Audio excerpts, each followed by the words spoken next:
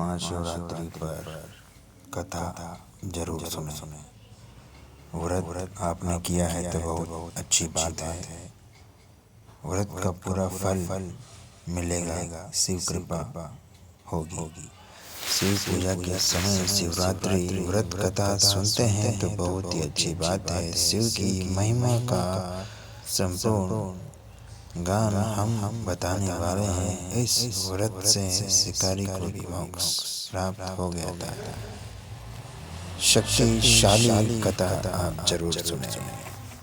पूजा के दौरान महाशिवरात्रि व्रत कथा को सुनना फलदायी माना जाता है। एक बार माता पार्वती ने भगवान शिव शंकर से पूछा कि आपकी कृपा पाने के लिए कौन सा सबसे सरल व्रत होगा।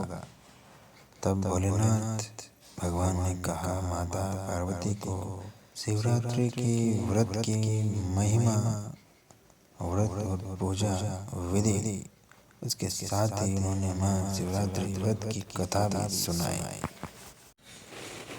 महाशिवरात्रि कथा। शिव पुराण की कथा के अनुसार एक गांव में एक शिकारी था जो पशुओं को शिकार करके अपना परिवार चलाता था। वह गांव के ही एक साहूकार का कर्जदार था। वह काफी प्रयासों के बाद भी कर्ज से मुक्त नहीं हुआ। एक दिन क्रोधित होकर साहूकार ने उसे शिव मठ में बंदी बना लिया। उस दिन शिवरात्रि थी। उस दिन शिवरात्रि की कथा को सुना। शाम के समय उसे साहूकार के सामने पेश किया गया तो शिकारी ने वचन दिया कि अगले दिन वह सभी कर्ज को चुकाकर मुक्त हो जाएगा। तब उसे साहूकार ने छोड़ दिया। शिकारी वहां से जंगल में गया और शिकार की तलाश करने लगा। एक तालाब के किनारे पहुंचा। वहां एक बेल के पेड़ पर अपना ठिकाना बनाने लगा। उस पेड़ के नीचे एक शिवलिंग था जो बेल पत्रों से ढका हुआ था। उसे इस बात की जानकारी नहीं थी। बेल की वृक्ष की टहनियाँ तोड़कर वह नीचे फेंकता गया और बेल पत्थर उस शिवलिंग पर गिरते गए। वह भूख प्यास से व्याकुल था। अनजाने में उसने शिव पूजा हो गई। दोपहर तक भूखा ही रह गया। रात में एक गर्भवती हिरन तालाब में पानी पीने आई। तभी शिकारी उसे मारने के लिए धनुष बाण तैयार कर लिया। उस हिरन ने कहा कि एक बच्चे को जन्म देने वाली है, तुम एक साथ दो हत्या न करो। बच्चे को जन्म देकर तुम्हारे पास आऊंगी, तब तुम शिकार कर लेना। यह सुनकर शिकारी उसे जाने दिया। कुछ देर बाद एक और हिरन आई तो शिकारी उसका शिकार करने को तैयार हो गया। तभी हिरन ने कहा कि वह अभी ऋतु से मुक्त हुई है। वह अपने पति की तलाश कर रही है क्योंकि वह काम के वशीभूत हो गई है।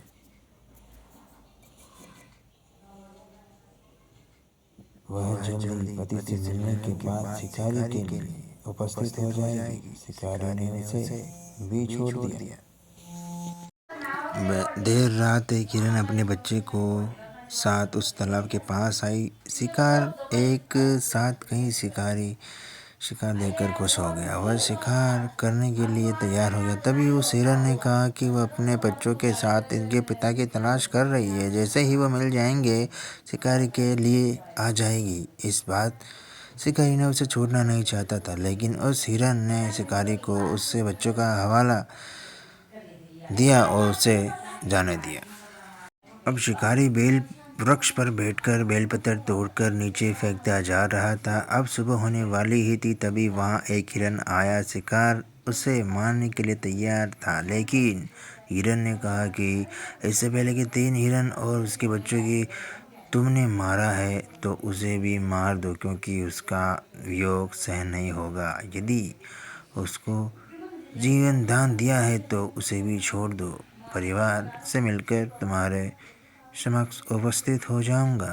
रात भर उपवास, रात्रि जागरण और अनजाने में बेलपत्र से शिवलिंग की पूजा के प्रभाव से शिकारी दयालु हो गया था। उसने हिरण को भी जाने दिया। उसके मन में भक्ति की भावना प्रकट हो गई। वह पुराने कर्मों को सोचकर पश्चाताप करने लगा। तभी उसने देखा कि हिरण का पूरा परिवार शिकार के लिए उसके पास आ गया। वह देखकर करुणामय हो गया और रोने लगा, और शिकारी ने हिरण परिवार को जीवन दान दे दिया और स्वयं हिंसा छोड़कर दया के मार्ग पर चलने लगा। शिव कृपा से वह शिकारी तथा हिरण का परिवार मोक्ष को प्राप्त हुआ।